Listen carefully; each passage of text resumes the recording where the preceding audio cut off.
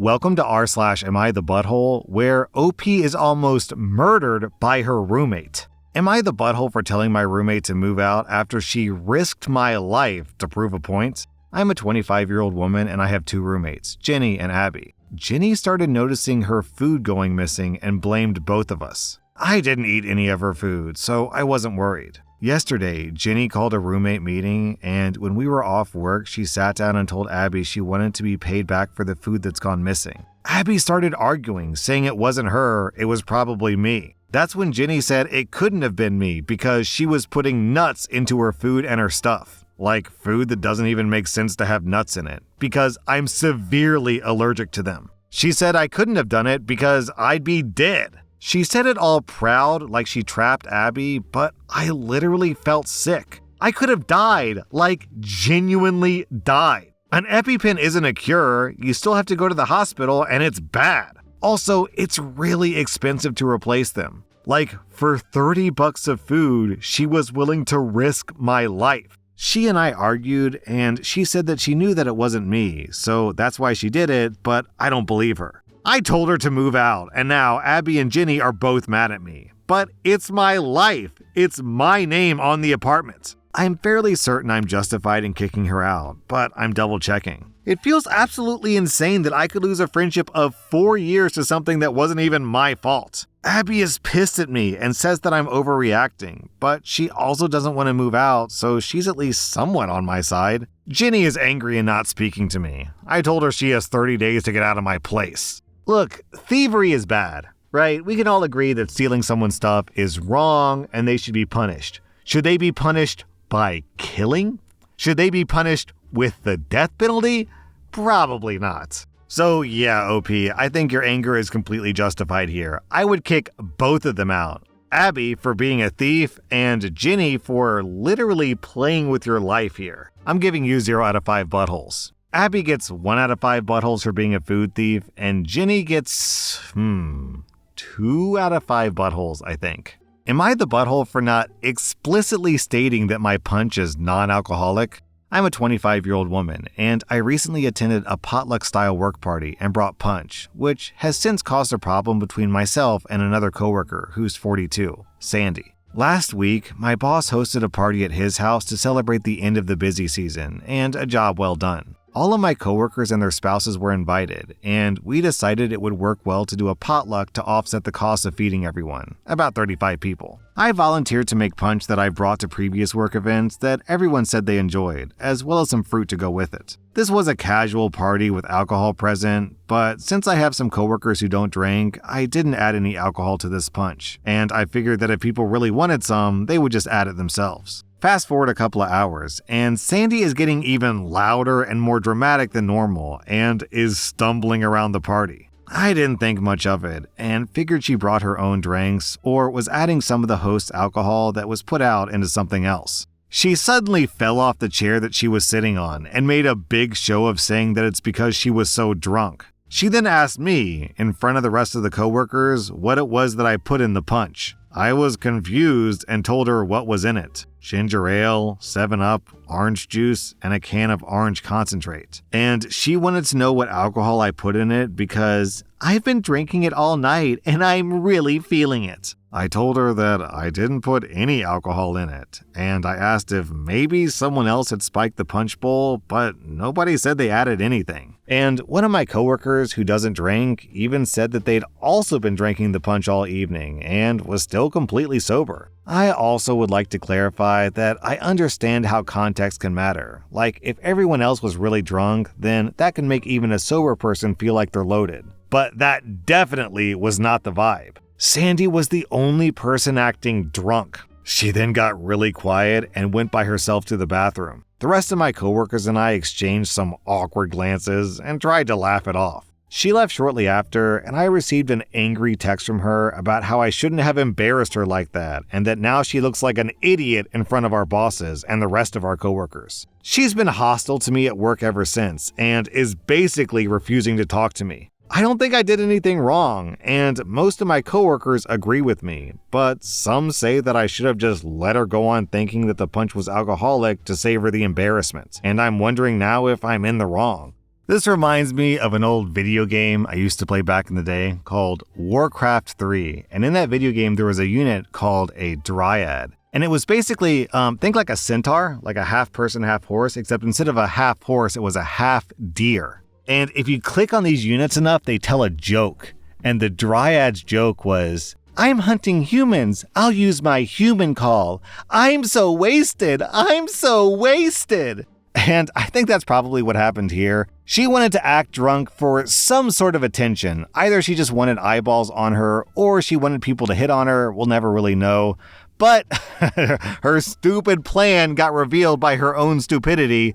So, it's not your fault. Though I will say down in the comments, people are saying that there is a placebo effect with alcohol, where if you give people non-alcoholic beverages and tell them that it's alcoholic, then they will apparently say they start to feel buzzed after a few drinks. Anyways, you get 0 out of 5 buttholes, and I'm giving your coworker 1 out of 5 buttholes because blaming you for her stupidity is just completely unfair. Will I be the butthole if I left my fiance destitute? 2 days ago, I came back from basketball a little early. I heard my fiance, Jane, tell her friend that she's settling for me. This friend of hers just got out of a relationship. I don't know what they were talking about before, but I just heard Jane saying that after all the buttholes she dated, settling for me will be good for her. She then went on to describe my job and all the perks of being with me. Love is apparently not on the list. Hearing this kinda broke me. I just stood in place, dumbfounded.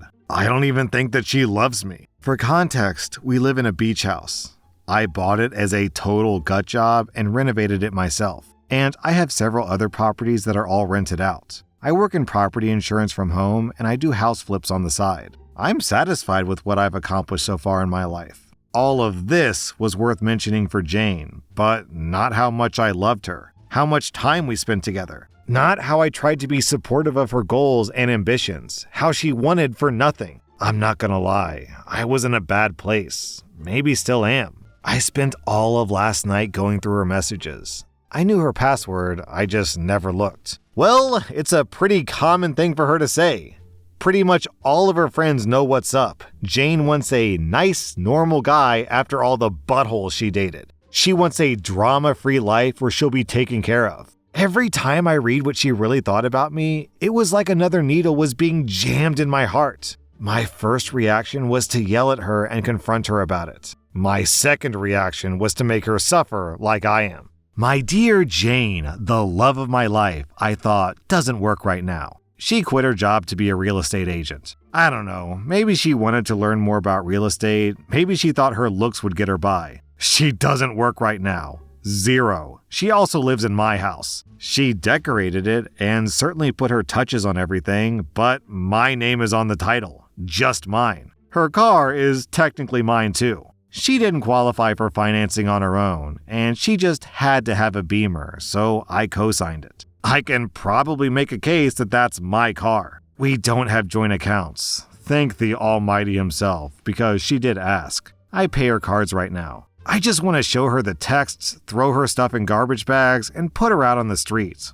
Will I be the butthole if I did that? I quite like this reply from Status Pattern. Not the butthole.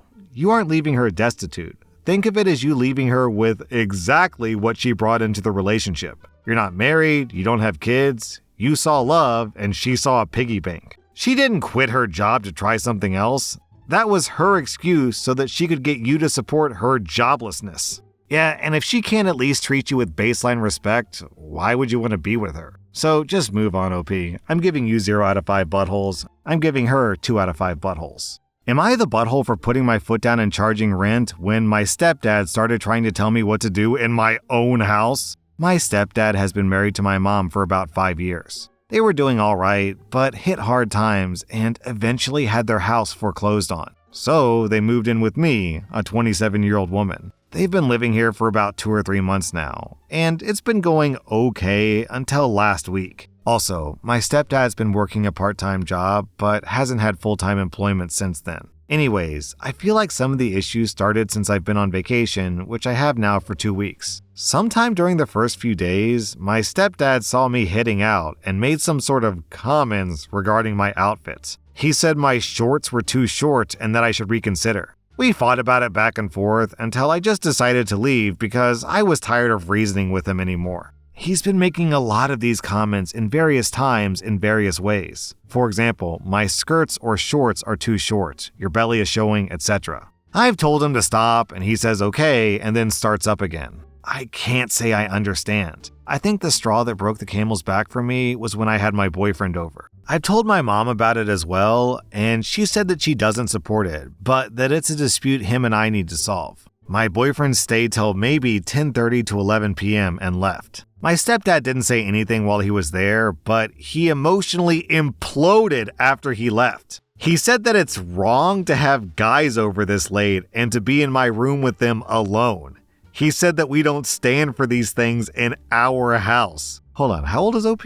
She's 27. I responded to him that he can stand for whatever he wants to in his house, maybe even in a hypothetical our house, but he can't tell me what to do in my house. I told him that the days of him making unsolicited comments at me need to end. On top of that, I told him that from here on out, I'm charging him $400 a month rent with a month-to-month agreement. On top of that, if he continues to make comments, this agreement is over and he'll be out of the house as soon as I'm able to make it happen. My mom was upset at first about it, but I was able to calm her down. First, I told her that she told me it was up to us how to solve this dispute, and this is how I've decided to solve it. Secondly, I told her that he's been staying a while and starting to charge rent would make my life a bit easier for us as long as he stays. She was a bit more amenable to that second point. My stepdad is just overall quite pissy. He hasn't told my mom or I his thoughts on the arrangement since he yelled at me about it the night of our big argument, but he's just generally ignoring me when he can.